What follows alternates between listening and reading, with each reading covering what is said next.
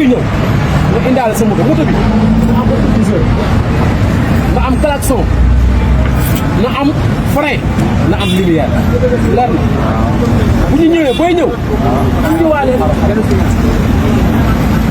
su ma bokk booy ñëw yaa ngi may dox sax surtout que bàyyi ma ne kuy ñëw na ngay daal sa CMC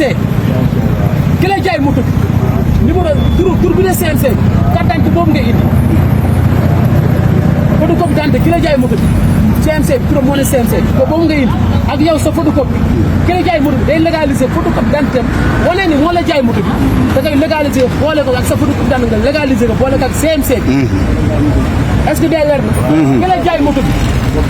na photocopie d'identité parce que kooku kenn mën na ko jaay keneen kooku jaay ko keneen kooku jaay ko yow ki la jaay moto pour ñu wane ne moo la ko jaay day légaliser photocopie d'identité boole ko ak CMC bi yow sa turu sa photocopie d'identité ngeen boole ko dem gendarmerie centrale ngeen defee acte de vente acte de vente bu doon demee 1000 francs xaw ma 2000 lañ koy defee bu la amee acte de vente bi ngeen woote service 2000 balaa boobu ñu ngi ñaan yàlla ministère bi li ñu ko ñaan mu may ñu pour ñu dem foire wala stade amitié ñu def ren ñu bañ di woote ay service 2000 am dañuy xëy rek ñëw ñu visé ñu tamponel ñu ne 5 jours lañ jël sa carte ak yow sa place léegi ku am moto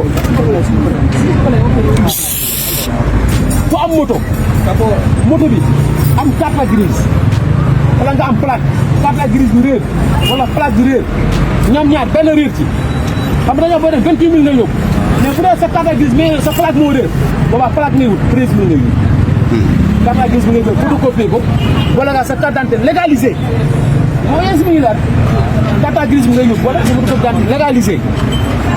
nga dem service de mu fay 13 000 ñu defaral la plaque bu dee sa plaque réerul sa carte grise moo réer plaque bi ngay jël wala nga sa photocopie d'identité légalisé dem service bi nga fay 15 000 defar la carte grise looloo tax ñu ne carte grise bi 15 000 plaque bi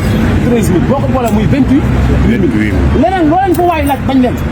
Ousmane Sonko waxul loolu loo leen fa waay laaj bañ leen xam nga lan ngeen yóbbu 28 000 CMC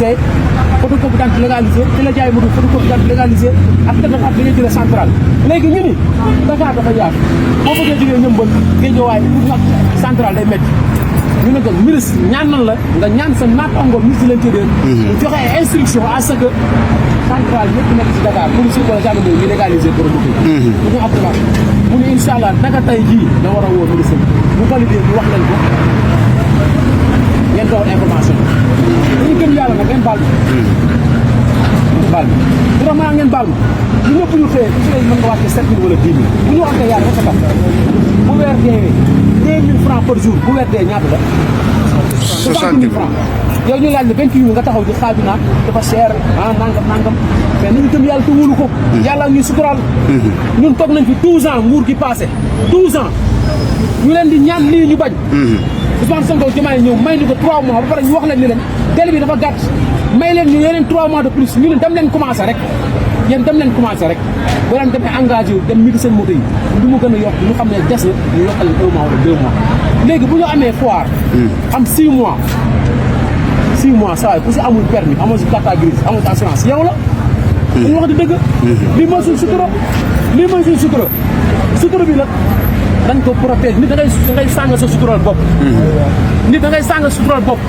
ñun lii mooy suñu liggéey lii la ñuy suturoo lii la ñuy fayee location lii la ñuy joxee dépense lii la ñuy fajee suñu soxna yi lii la ñuy béggalee suñu bopp nit nag loo am ngay noosee kon donc bu ñu yàqal suñu bopp 3 mois yi dinañ ñaan ministre mu yokk ko mais nag nañu dem ñu bindu ji mii ko suñu moto yi gratuitement pour permis de conduire yi ñun am nañu partenariat dégg leen baax li am nañu partenariat boo xam dañuy def à 90 000 francs ñu fay ko 3 tranches boo demee ngeen say dossier visite contre visite groupe sanguin photocopie d'identité légalisé ak 3 fois seen chef de garage ñu am numéro ñu woo ko jàpp si loxoom yóbbu ko ba sa maison de perte ba mu toog ak ndaw si ñu ko dossier yi booy dem 20 francs nga def boo defee pour ba pare war 20 000 boo defee enroulement ngeen war 20 000 ba keroog muy jeex assurance 1 an bi ñëpp xam nañ ni 36 000 30 000 lañ koy daggee